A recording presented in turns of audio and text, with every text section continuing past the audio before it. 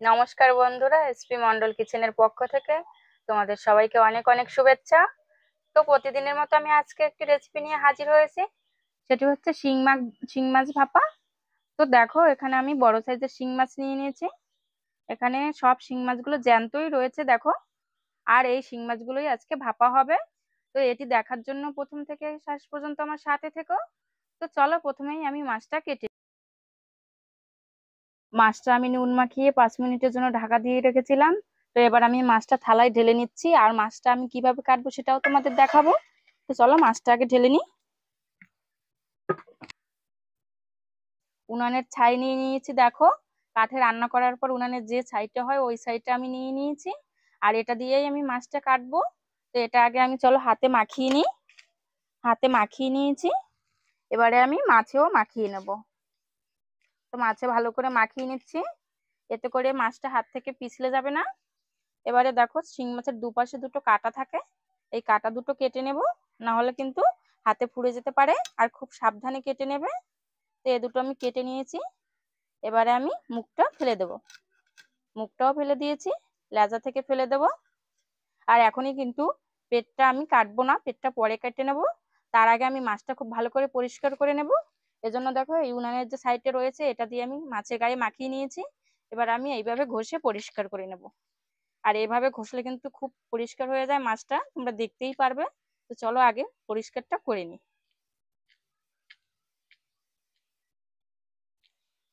আর মাছ পরিষ্কার করার 4টে টিপস আমি তোমাদের দিয়ে দিচ্ছি। পেঁপে পাতা দিয়ে তোমরা পরিষ্কার করে নিতে পারো। আর পেঁপে পাতা না থাকলে তাহলে পেঁপের খোসাটা যে হয়, ওই খোসাটা মিক্সচারে পেস্ট করে ওইটা দিয়ে পরিষ্কার করতে পারো। অথবা ডুমুর পাতা যে হয়, ওই পাতাটা আলাল থাকে, ওটা দিয়েও ঘষে পরিষ্কার করতে পারো। আর এগুলো যদি না থাকে তাহলে বাসন মাজার যে কসবেটটা রয়েছে, ওই কসবেট দিয়ে ঘষা দিলেই কিন্তু সহজে উঠে যায়। ওই কসবেট দিয়েও কিন্তু পরিষ্কার করে নিতে পারো। তোমরা যে কোনো একটা দিয়ে চাইলেই পরিষ্কার করে নিতে পারো। তো আমি ছাই দিয়েই পরিষ্কার করে নিচ্ছি। দেখো, মাছটা কিন্তু অনেকটাই পরিষ্কার হয়ে গেছে এখনো। তো আর একটু বাকি রয়েছে, ওটুকু আমি করে নিচ্ছি।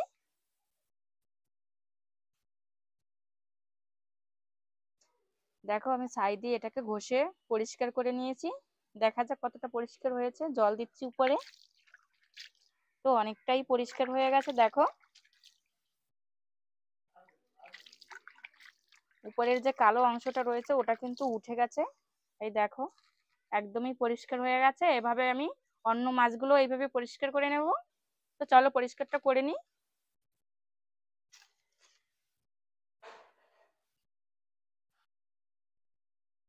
দেখো বন্ধুরা, আমি মাছগুলো কিন্তু খুব সুন্দর করে পরিষ্কার করে নিয়েছি।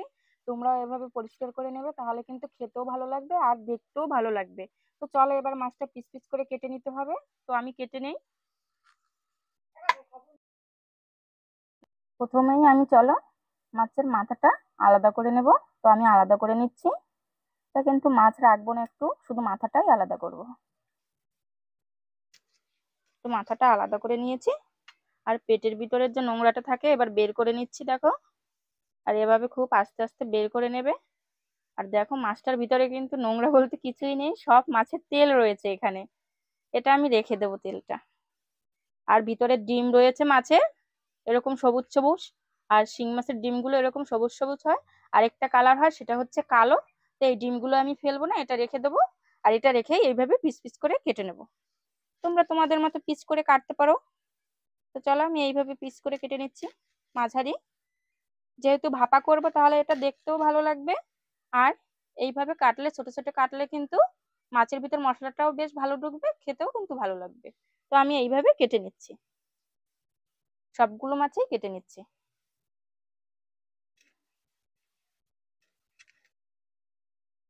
বন্ধুরা, এই শিং মাছের ভিতরে কিন্তু একটা রক টাইপের থাকে দেখো। আমি তোমাদের দেখাচ্ছি। এইভাবে কোনো কাঠি দিয়ে ভিতরে দিলেই দেখো এই যে রকটা বেরিয়ে যাচ্ছে। একটা আমি বের করে নিয়েছি, আরো একটা রয়েছে। পাশ থেকে দুটো একই মানে থাকে, কাছাকাছি থাকে। তো দেখো, এটাও আমি বের করে নিয়েছি। তো এই রকগুলো আমি বের করে নেবো সব মাছেরই। এবারে আমি মাছের ভিতরে দিয়ে দেবো নুন। আর এই নুনটা দিয়ে আমি খুব ভালো করে চটকে নেব।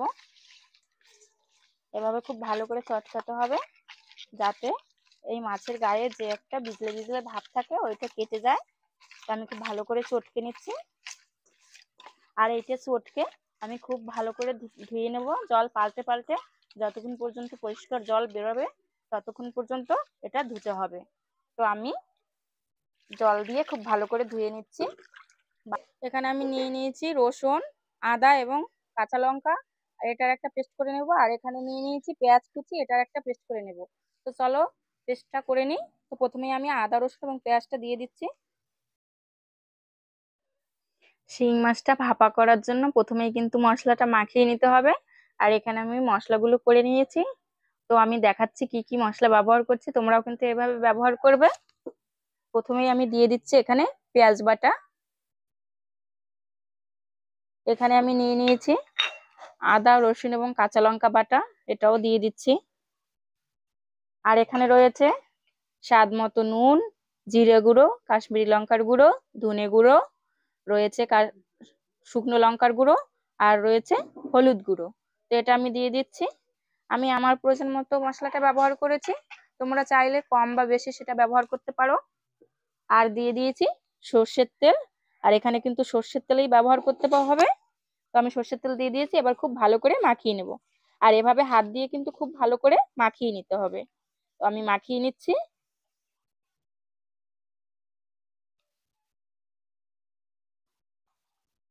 তো দেখো মাখার পর কতটা সুন্দর লাগছে দেখতে।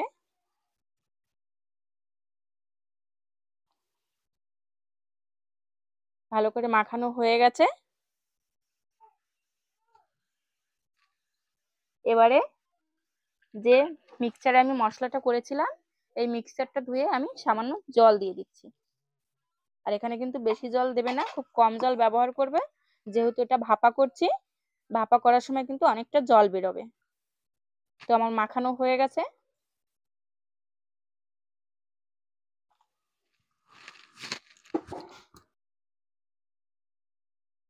শিং মাছ ভাপার জন্য এখানে যে বাটিটা আমি ব্যবহার করব সে বাটিটা আমি আগে থেকে ধুয়ে পরিষ্কার করে নিয়েছি। এবার আমি বাটির ভিতরে দিয়ে দিচ্ছি।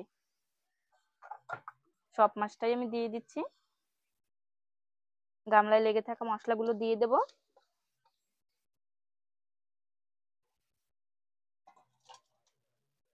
তো মশলাগুলো আমার দেওয়া হয়ে গেছে। এবারে আমি বাটিটা ঢেকে দেব।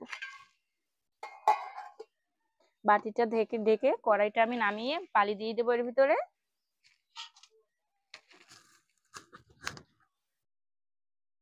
শিং মাছ বালিতে ভাপা করার জন্য আমি নিয়ে নিয়েছি এখানে বালি। দেখো এটা লাল বালি রয়েছে, আর লাল বালিটা ব্যবহার করলে কিন্তু ভালো হয়। আমি কড়াইতে কিছুটা লাল বালি দিয়ে দিচ্ছি। কড়াইতে দেখো আমি কিছুটা লাল বালি দিয়ে দিচ্ছি। এবার বালিটা আমি আর একটু মেলে দেবো। আর একটু বালি লাগবে, আমি দিয়ে দিচ্ছি হাত দিয়ে।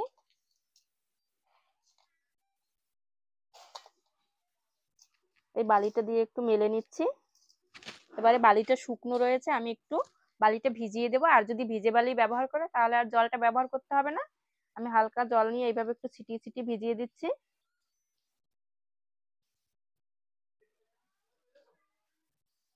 আমি বালিটা দেখো ভিজিয়ে দিয়েছি। এবারে আমি টিফিন বাটিতে বসিয়ে দেবো। বসিয়ে দিয়েছি। এবার উপর থেকে আমি আরো কিছুটা বালি দিয়ে দেবো যাতে টিফিন বাটিতে ঢেকে যায়।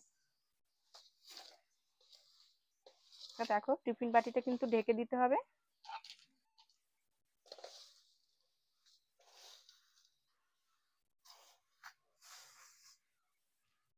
দেখো টিফিন বাটিটা কিন্তু ঢেকে গেছে। এবারে আমি কড়াইটা উনানে বসিয়ে দেবো। তো উনানে বসিয়ে দিয়েছি দেখো। উনানে বসানো হয়ে গেছে, এবার আমি উনানটা জ্বালিয়ে দেবো।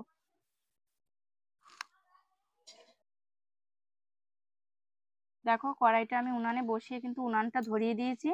প্রথমে আমি একটু জোরে জাল দেবো 10 মিনিট, যতক্ষণে বালিটা গরম না হবে। 10 মিনিট জাল দিলেই কিন্তু বালিটা গরম হয়ে যাবে। তো তারপরে আমি মিডিয়াম জালে ভাপা করে নেব।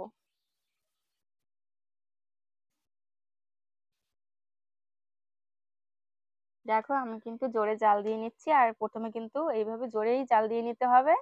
দেখো আমার মাও আমার কাছে চলে এসেছে, এটা হচ্ছে আমার মেয়ে। ও আমার কাছে এসে রান্না শিখে নিচ্ছে, বড় হলে ও এভাবে রান্না করবে।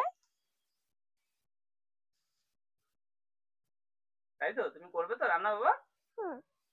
আচ্ছা ঠিক আছে, মা কিভাবে করছে সেটা দেখে নাও ভালো করে, তাই তো?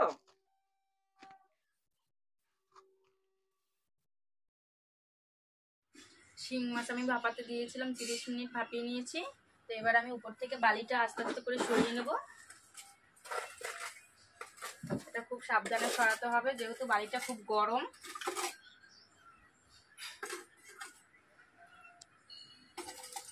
তো আমি সরিয়ে নিচ্ছি।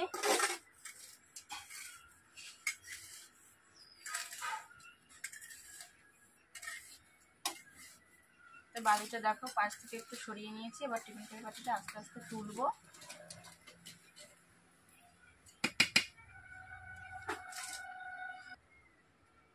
এবার আমি এটা নামিয়ে নিচ্ছি, আর এটা নামানোর সময় কিন্তু খুব সাবধানে নামাতে হবে। আমি এটা নামিয়ে নিয়েছি, এবার একটু ঠান্ডা করে নেব।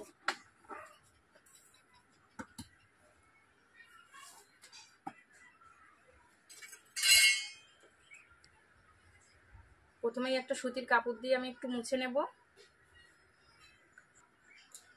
এবার আমি একটা সুতির কাপড় দিয়ে একটু টিফিন বাটিটা পরিষ্কার করে নিচ্ছি। উপরে যতটা বালি লেগে আছে সবটা পরিষ্কার করে নেব।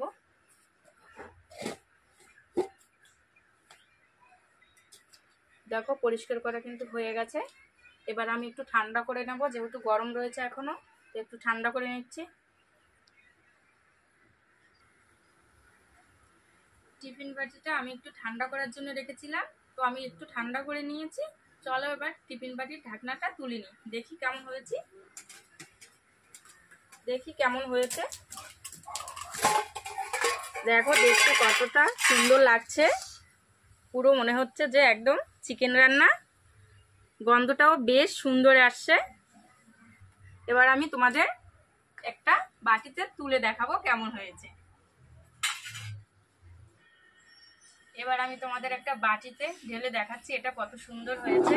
তো চলো ঢেলে নিই।